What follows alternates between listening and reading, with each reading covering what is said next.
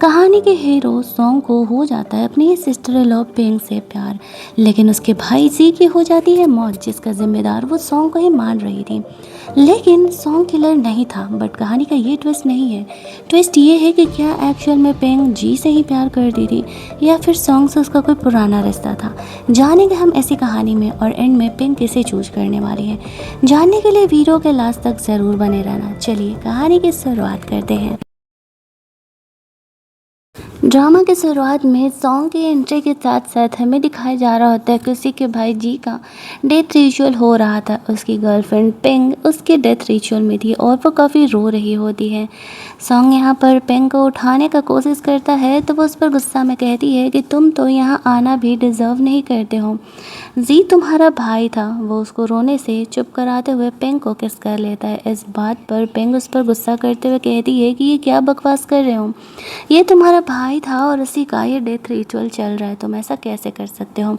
इस बात पर सॉन्ग उससे कहता है हाँ, लेकिन अब मेरा भाई इस दुनिया में नहीं है और उसकी सारी चीज़, उसकी प्रॉपर्टी और तुम भी, अब वो मेरी है। तो मेरी मर्ज़ी, चाहे मैं जो भी करूँ तुम्हारे साथ।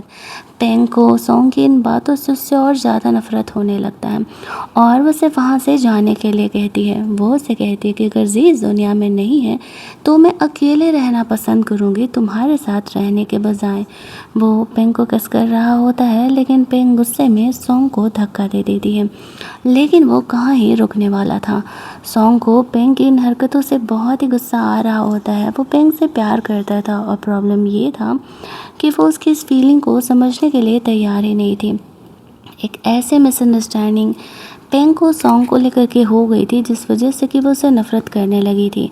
वो उसे उठा करके कमरे में लेकर के जाता है। पेंग उसे रोक रही होती है और वो कहती है कि वो अब भी जी की ही गर्लफ्रेंड खुद को मानती है। सॉन्ग उसे कहता है इस बात से ये बात नहीं बदलने वाला है कि जी अब इस दुनिया में नहीं है। गुस्सा होकर के पेंग यहाँ पर सॉन्ग पर अटैक करती है और वो नाइफ उसके चेस्ट में लग जाता है। फिर भी सॉन्ग रुकने के लिए तैयार नहीं था, तो वो खुद को हर्ट कर रही होती है। सॉन्ग अपना हाथ बीच में लगा देता है और उसे कहता है कि तुम मुझसे पीछा नहीं छुड़ा सकती। कहानी यहाँ से कुछ टाइम पहले जाता है, जहाँ पर कि हम लोग सॉन्ग को देखते हैं। वो एक रूथलेस माफिया था।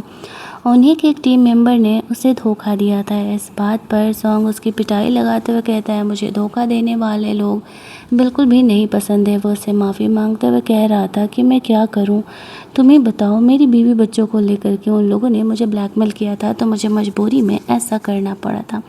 लेकिन सॉन्ग उसे ज़िंदा नहीं छोड़ता है और कहता है कि मैं धोखा देने वाले लोगों को कभी नहीं छोड़ता हूँ, और वो उसे वहीं पर मार डालता है। अब वो फ़िलहाल अभी अपनी नॉर्मल लाइफ जी रहा था।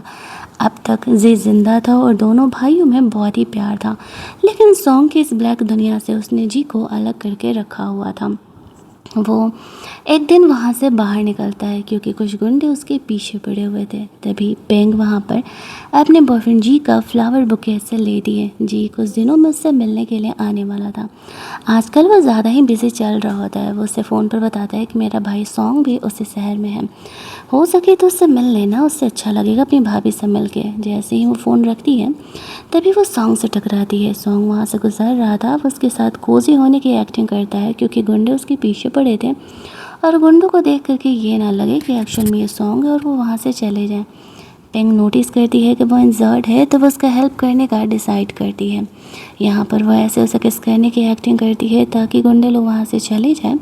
लेकिन सॉन्ग को पेंग तो पहली नज़र में ही पसंद आ गई थी, तो वो उसे डायरेक्टली किस करने लगता है। जहाँ पर कि पेंग गुस्सा तो कर रही थी, लेकिन गुंडे लोग वहाँ पर थे, इसी वजह से वो उसे हक कर लेती है ताकि इस तरीके से वो लोग उसे हर्ट ना कर पाए।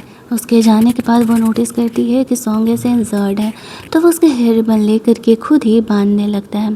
पेंग उससे कहती है एक हाथ से बांध लोगे, तुम्हें लोगों से हेल्प लेना नहीं आता। सॉन्ग कहता है नहीं, मुझे लोगों से हेल्प लेना नहीं आता है।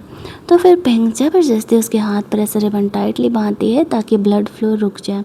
इस वजह से सॉन्ग को थोड़ा रिलैक्स मिलता है। पेंग वहाँ से जाने लगती है तो वो वापस उसे रोक के किस करता है।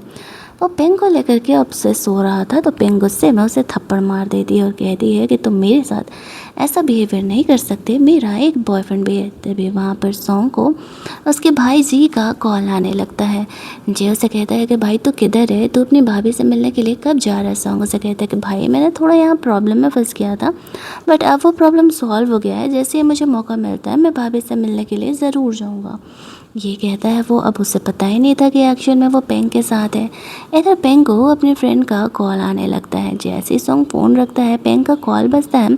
उसे ऐसा लगता है कि कहीं यही तो मेरी होने वाली भाभी नहीं है। शायद उसे अब तक ये बात पता नहीं था। यहाँ पर पेंग बात करके ऐसे सॉन्ग से पीछा छुड़ा करके वहाँ से चली जाती है।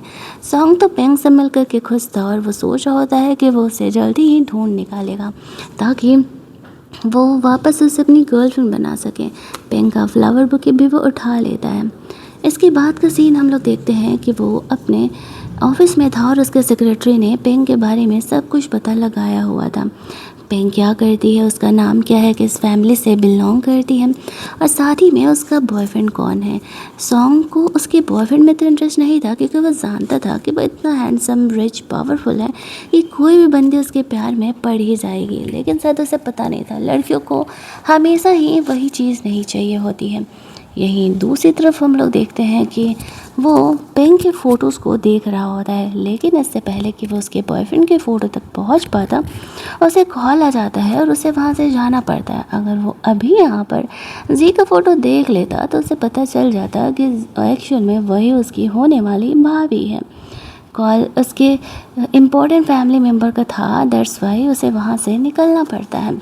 अब जी उसे बार बार मिलने की ज़िद कर रहा था। यहीं दूसरी तरफ हम लोग पेंग को जी के साथ देखते हैं। वो उसे कहता है, आई एम सॉरी मैं तुम्हारे साथ ज़्यादा वक्त नहीं बिता पा रहा, ऑफिस के काम को लेकर के मैं बहुत ज़्यादा ही बिज़ी हूँ। कल जो कुछ हुआ पेंग जी को नहीं बताती है वरना उसे बुरा लगेगा, और वैसे भी वो कोई इम्पोर्टेंट इंसान था नहीं। वहाँ पर वो उसे कहती है कोई बात नहीं, मैं तुम्हारे बिज़ी होने का रीज़न समझ सकती हूँ। इतना ही नहीं, तुम्हें पता है कि 3 साल पहले तुमने मेरी जान बचाई थी जब मुझे हार्ट में प्रॉब्लम हुआ था, तो अगर ऐसा नहीं होता तो हम कभी मिलते ही नहीं। लेकिन फैक्ट ये है कि जी ने पेंग की जान बचाई ही नहीं थी, पेंग की जान किसी और ने बचाई थी। अब हमारे व्यूअर्स इतने समझदार हैं कि वो तो समझ ही गए होंगे कि पेंग की जान किसने बचाई थी। हालांकि कहानी का ये पार्ट 1 है और कहानी का पार्ट 1 हमारे यहीं पर एंड कर दिया जाता है। यहाँ पर जो पेंग को ये लग रहा था कि जी ने उसे एक्सीडेंट में हार्ट अटैक से बचाया था, लेकिन एक्चुअल में वो एक्सीडेंट तो खुद जी के ही वजह से हुआ था, जो बात पेंग को पता नहीं था और ये उसे अगला यानी कि नेक्स्ट पार्ट में पता चलने वाला था। तो चलिए, अगर आपको चेंसी की कहानियाँ देखना अच्छा लगता होगा तो वीडियो को लाइक और शेयर करना मत भूलना। चैनल को फटाक से सब्सक्राइब करके नोटिफिकेशन बेल ऑन कर लो ताकि कल जब मैं इस कहानी का सेकेंड यानी कि लास्ट पार्ट लेकर के आऊँ तो आप लोगों से वो पार्ट मिस ना हो। तब तक के लिए आप पुरानी स्टोरीज को भी वॉच कर सकते हो। जल्दी से मिल लेते हैं हम लोग एक और इस कहानी के नेक्स्ट पार्ट में।